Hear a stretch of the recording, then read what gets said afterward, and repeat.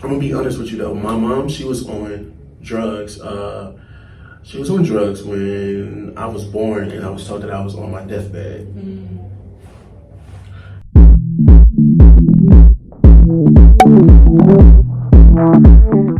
Hi guys, and welcome back to Stephys Planet. I'm super excited that you're here and on to another episode of Vulnerable Reflection. And today I have with me... What's up, everybody? I am Chriswyldz. I also have a YouTube channel at Chriswyldz Official, so go look me up on YouTube. There we go. You heard he has a YouTube. I'm going to link it down in the description box below as well. So make sure you check him out, okay? But enough about me. Make sure y'all go like and subscribe and comment on her stuff, okay? Okay. I will be watching. This is my friend. I don't play with her. Thank you, Chris. Thank you. Okay, so we're going to get into it. Are you ready? I'm nervous. Okay. You got this. Now let's get into it. Let's get into it. Remember, this is vulnerable reflection. Okay. You okay? Okay. So when you hear vulnerable reflection, what's the first thing that comes to mind? When I hear vulnerable reflection, I think of, just probably you talking to a person instead of just, being in space just all to yourself. When you're vulnerable, you're just mad and upset, or, you don't know what to do. You just talk to that person and being vulnerable. That's what I think of it. Yeah. I like that. So are you ready to get, vulnerable today? You got some tissue? No, I don't. You gotta wipe your hands like this. Okay, let's do it. Let's do it. So can you remember a time that was crucial to your growth? Yes, definitely. Being adopted, going back to my biological side, that was a difficult time for me. Very difficult. Very. Okay, let's dive deep into it a little bit. Okay, let's dive deep. If you don't mind. Okay. If you don't mind. Okay. So, when you say going back to your biological side, were you not always with them? So, I come from, a complicated background, so I was not always with my biological side of my family. What I was doing was, I was just adopted, and then I would go to church, and I would see my biological family there, like, how can I explain it? So, like, I'll see my brothers and my sisters. They'd be like, "Hey, Chris, how you doing?" Me growing up, and me knowing that I had brothers and sisters, but I wasn't keen on the adoption yet. Until one day, my biological mom, she came over to church, and she was like, "Hey, I'm your mom," and I'm like, "Mother? Then who's that?" "You're my mother. Then who is she?" Wow. I'm confused, but yeah. Wow. How did that make you feel? So confused. Confused. It made me feel confused, and it was just confused at the moment for a 12-year-old. Yeah. Wow, that's intense. So how were you able to overcome that? Or are you still going through the process? I'm gonna be honest. To make a long story short, I stopped going through it when I was 17. Okay. It wasn't a short process because I guess you could say all the trauma that I went through over on my biological side. Even I'm gonna be honest, like my family be stronger now than we was a couple of years back because we was broken, and I feel like I'm the heart of the family now. So me being a 12-year-old going on over there, then being chastised all the time, getting whooped for all the little things that I did. Never had really just had whoopings. The only whoopings that I had when I was with my adopted family was like if I was being bad at school. Like I was always a straight A student. So what else can I do? But yeah. Wow. So you're saying like at 17 you were like, okay, this is my reality and I have to live with it, right? So I was very mature for my age. I would say because I kind of took care of myself from the age of 13 all the way up to 17. Wow. I had so many false promises made to me for just false everything. I'm gonna be honest with you though. My mom, she was on drugs. She was on drugs when I was born, and I was told that I was on my deathbed. I was on my deathbed as a kid, and I didn't know that until I was like around the age of, I would say 15, 16. My sisters had a talk with me, about my mom and everything going on over there. How else can I put it too? I'm just trying to make a long story short. I would say I overcame, you know, all that trauma when I was 17. I was getting ready to graduate, and all those false promises that my mom made about her getting better, getting clean, and all of that, she, you know, was never really around. And my sister, Frances, she always, like, you know, kind of took care of me. I'm not going to say that my other sisters haven't took care of me, because they have, but nobody took care of me like my sister, Frances. And so that day when I saw my mama at the graduation, I just, like, I forgave her right there. Like, she didn't know I forgave her. One day I was walking across the stage, because when I looked over and I saw her there, you know, I shed a little tear. You know, I was a little vulnerable at that time. So I was like, you know what, I forgive you. Like, I mean, I'm not finna. I choose who I want to be in my life. I'm not finna make this let me sink. I'm sorry, make this let me sink.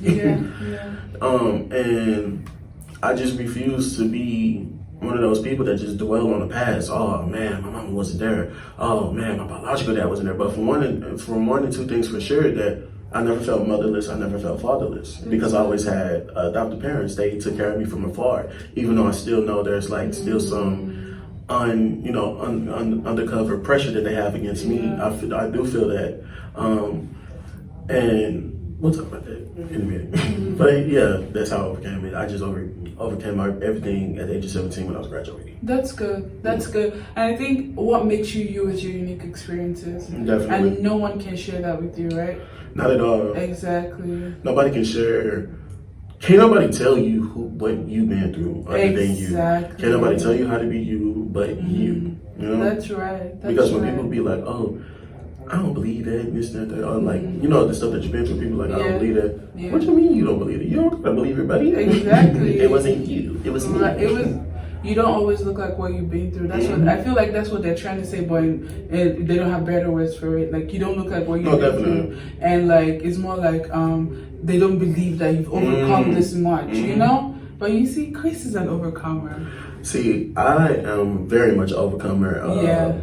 There's like a lot of things that my sisters and and my brothers, they don't know that I go through. And I just finally shared some heartfelt news with just two of my sisters. And my older sister, she was like, Chris, how can you live with this for a year and not tell nobody? I was like, I mean, what you want me to say? But I'm not gonna lie, I'm still not I don't mind sharing it, but I'm not ready to share it at the moment. That heartfelt conversation that I had with my sisters. But they was just like Chris, like, how can you just walk around and just be like you? Like, you go through so much stuff from when you was a child, and now, like, you had this heavy news. How are you, like, how? I was like, I don't know. But I feel like it's because, both of my families, they make me stronger. And I kind of took what I learned from my adopted side and my biological side. My adopted side, they was more soft and more, stay in school smart and stuff like that. And my biological side, we ghetto, we hard, we fight, stuff like that. But I kind of like conjure all of those things, and it made me. And it made me to who I am today. I definitely don't let nobody walk over me, not a pushover. I refuse, and my other side of my family, I refuse to just sit around and just let things, pile up like, just bad things. Like, why sit there and sink when you can get up and do something different about it? Like you know the problem. What's your solution? Yeah. I like that. He said, why sit there and sink when you can, what was it? When you can just get up and do something about it. You can get up and do the problem. About it. Like, what's your solution? Like, you're telling yourself the problem over and over, but you have no solution, then you're the dummy. But, that's how I look at it. That's just my opinion. I like that. Definitely. I like that, Chris. Thank you for sharing. Oh, no! That was playing. Okay, so let's get into it. Are you ready? Oh, I'm ready. Okay, let's keep going. See, I'm fired up now. Keep them coming. Here we go. Okay, we're gonna start on the happy mood. We're gonna continue on the happy mood. Okay. What was your favorite childhood memory? My favorite childhood memory. Getting a Spider-Man toy. A Spider-Man toy? Yes. How old were you? Probably like 5. I don't even remember. No, I think I was like, how old was I? 8? One of those. I was in one of the one ages. The one age. Well, on a serious note, what was like one of my happiest childhood moments was just really riding around in the car with my dad. Well, my adopted dad, but my dad. Yeah. So like you guys rode often, like just Yeah, we'll go like on the road trip. We'll go to Arkansas, we'll go to Louisiana, and then sometimes it'll just be boys trip. Me and my uncle and my dad, and then my mom. She comes in, and my mom is funny. She cannot stay awake the whole trip, and so I tried so many times to prank her, but my dad will definitely stop on the side of the street and probably just whoop my butt. But that was one of my favorite childhood memories. Nice.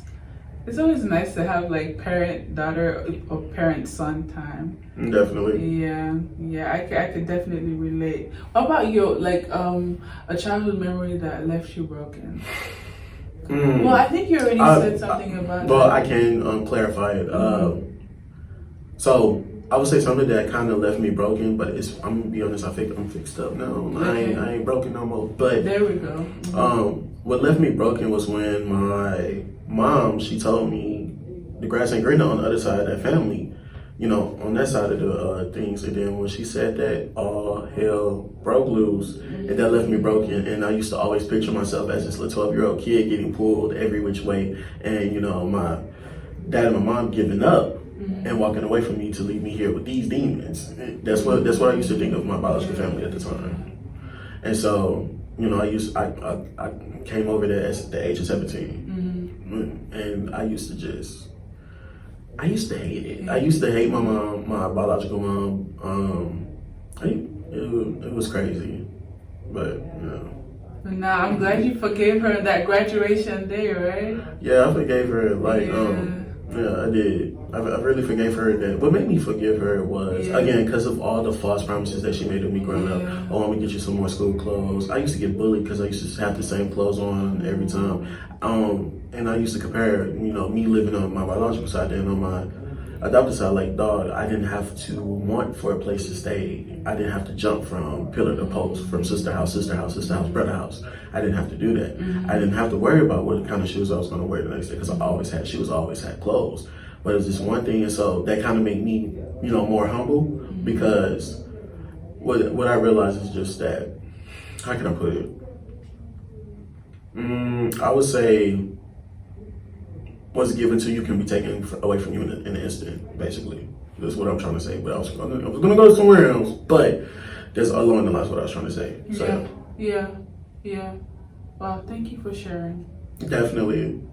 Thank you for sharing. I really appreciate your vulnerability. You're giving us the whole Chris. I like that. I'm always the whole Chris when I'm around There we people. go. I'm a people person. I love people. I Yeah. can never not be Chris. Like, I'm just always very authentic. Yeah. And when something don't really feel authentic to me, you'll notice me being kind of more like just observing. Don't get me wrong, even though when I'm like this, all happy and generous, I still observe where I'm at and who's vibing with me and who's not. I'm gonna be honest, I don't really have too many people that tells me, oh, I don't, mess with you or stuff like that. I have had friends in the past that would use their kids as leeway to get money from me because I love kids. And so that's why I spot my nieces and nephews. Shout out to y'all. Hi. So, they will use them to be like, oh, I need money to get such and such some milk and stuff. I'm like, okay, that's fine. Well, buddy, it's been about like a year and I have not seen my money back. If you just needed the money, just say it. So Chris is trying to say, don't use your own skills to get money from him. Don't ask me for money, period. Tell him. Okay. Diving into relationships. Let's dive in. Yeah, let's do it. So what was your last relationship? Single as a... When was the last breakup? Let's ask that way. So, as people who do not know me, I am bi. My last relationship, that's a good question. I'm sorry. I be single. I be to myself. Single, not celibate, okay? As be some more words to say. What I was gonna say. I would say my last relationship, it wasn't really a relationship. It was more of a situationship. Like we met off an app, and the person wanted to jump into a relationship so fast, and I didn't want that. I didn't feel comfortable. But yet, me being the dummy that I was, hopeless romantic, or maybe we will fall in love. Lies, you know. I didn't even last a month and a half. I was like, you know what, this ain't feeling right. We was on and off, and then like we known each other. Now, like it was for a couple months that we known each other. Now a couple months moved on into a year. Then he was like, yo, I think we should give it a try again. This, that, that. I was like, yeah. I ain't gonna lie, I'm a Pisces. Once a Pisces is off of it, it's like it's a wrap. Like I can't go back to it, if that makes sense to you. But I would say the very first relationship that I did, I kind of did fall in love, but the person ended up screwing my friend behind my back because they was mad at me for no reason. So yeah, I have not been in many relationships because I don't really like people like that. I just stick to myself, and as of right now, nobody has really caught my interest. Nobody is worth my time. Not everybody deserves me, so that's how it is right now. I feel you. So did that relationship leave you the most broken? Not necessarily. Okay. I was mad. I ain't gonna lie, I was mad. I was ready. I was like, bro, this is being. I don't want it. Y'all can have it. I was mad, but not for a long time. I was like, okay, this is you know, play a slip up, you know. You know, every once in a while. But it didn't leave me broken. Okay. No, I ain't that flimsy. Okay. Okay. So what's the peak that you're aiming to reach when it comes to relationship?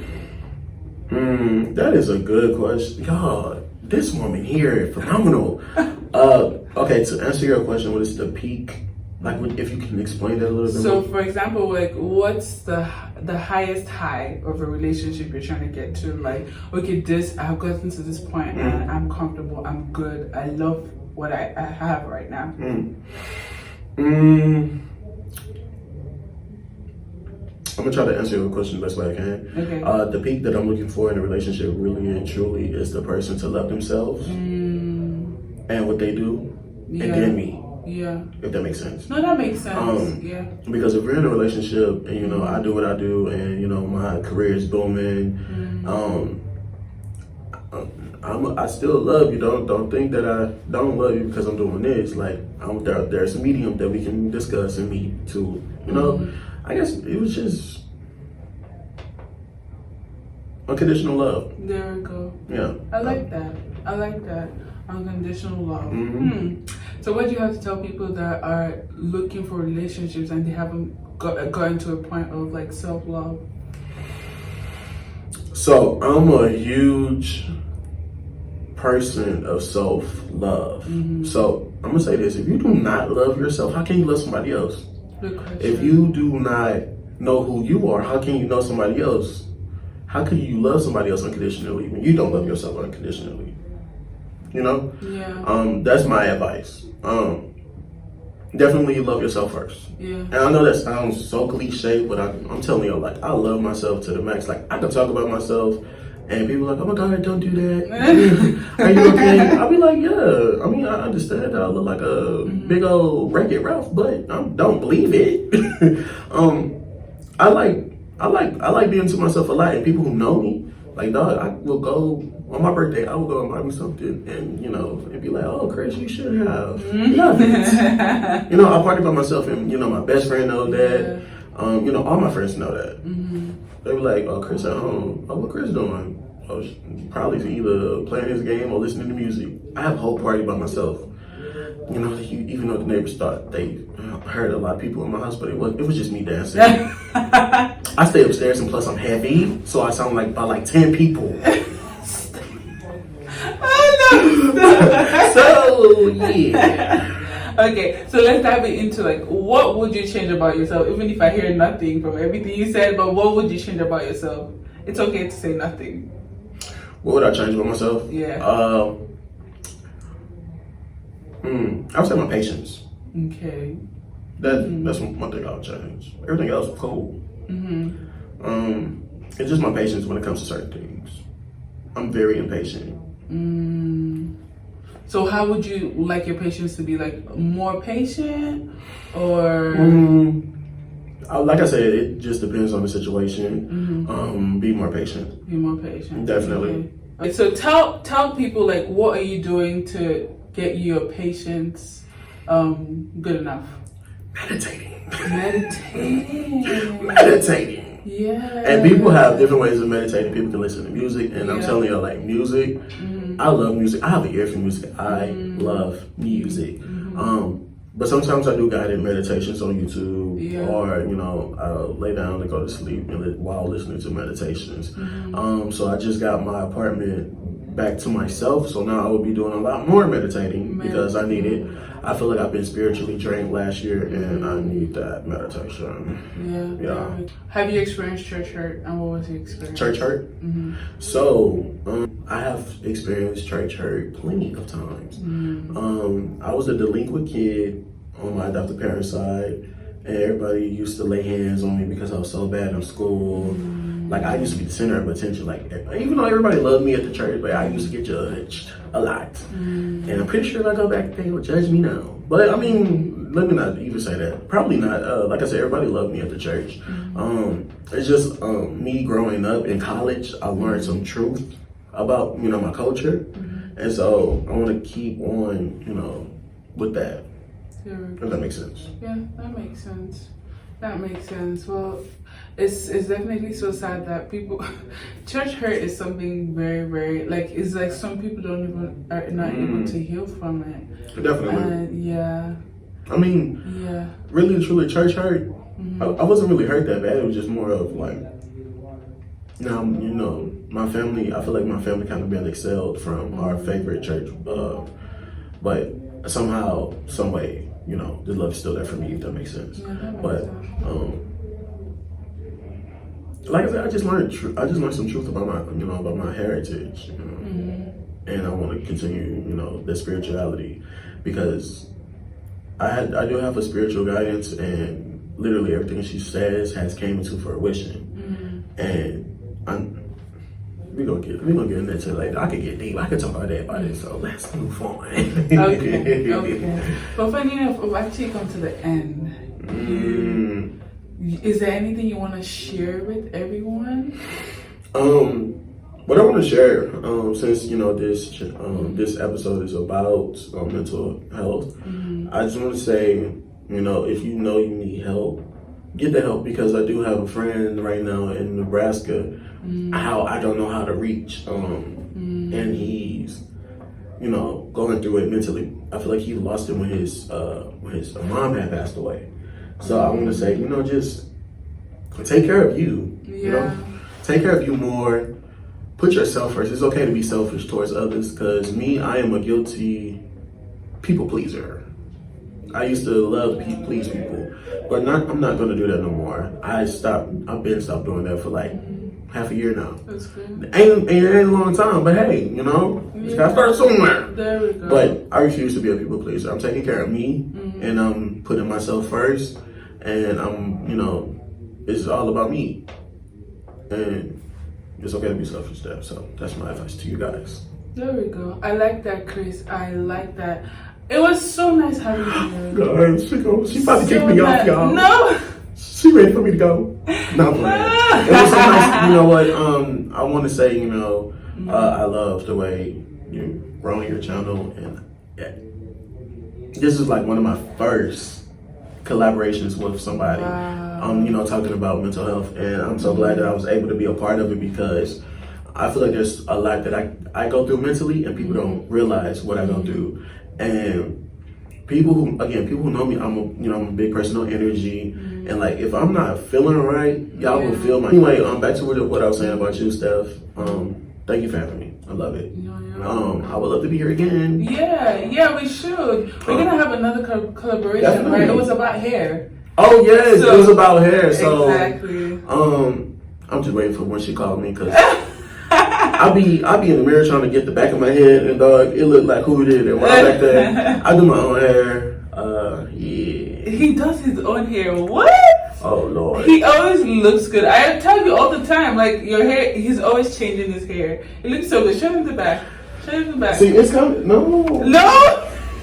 But it looks good. I think it's like, I mean, it looks like the style. You know how like locks or look. That's what your hair is giving. It looks She said it's giving what? It's giving locks. Stop playing with me. Yeah, it's giving locks. On my channel, people, they know I changed my hair color a lot. They be like, damn, you another person today?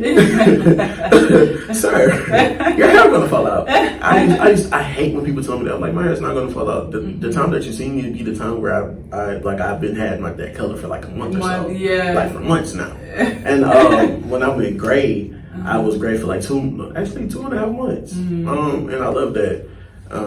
But yeah. Did you ever go green or blue? I went blue. I accidentally went, excuse my language, a shitty green. I hated that color. It was because I was trying to get like more of a honey brown, and it went green, and then brown right here. I still rocked it. I had pictures. I still rocked it. I didn't care. I do my own hair. I color my own hair. It gets tiring. I'm just waiting for my hair to get longer so I don't have to keep doing this. Keep all doing the time. that, right? I just do this. How long have you been growing it for? So I've been growing my hair for 2 years now. Oh, nice. 2 years ago, I went through like a whole, phase where I wanted to cut my hair off and just start fresh because of the stuff that I was going through college and through my family after graduation. I was like, you know what? I forgave my mom. Okay, cool. Cut this off. So just want to start fresh and just have new energy in my hair. There we go. This is your crown, kings. Don't cut it. Don't cut it. Don't play with it. Right. Exactly. But thank you for having me. You're welcome. Thank you so much, Chris, for sharing. I learned a few things. I learned a lot. Oh. And I'm glad you were able to overcome, and you don't even look like what you've been through. No. That's why people try to ask you questions like, are you sure you're not lying? All of that stuff. Right. But the truth is that you don't look like what you've been through. But I'm actually really excited that you're overcome, and it's definitely a new level for you. Thank you. I appreciate it. You're welcome. Well, this is Chris again. Tell them your YouTube again and where they can find me. Yeah. So I'm sorry. Chriswyldz Official on Instagram and Chriswyldz Official on YouTube. I'm gonna link everything in the description box below. Make sure y'all follow him, subscribe to his channel. Please. Yeah. I have a lot of fun on my channel. I don't really have too many segments about this. I think I'm gonna start, send me the video. I'm gonna put it on my channel. Yeah. But thank you guys for having me. I appreciate you guys for even watching, even tolerating my redhead. So definitely, again, thank you. And also, again, guys, please take care of you, because can't nobody take care of you but you. That's right. Tell them. That's right. Bye, guys, and thank you again for watching. Bye. Peace.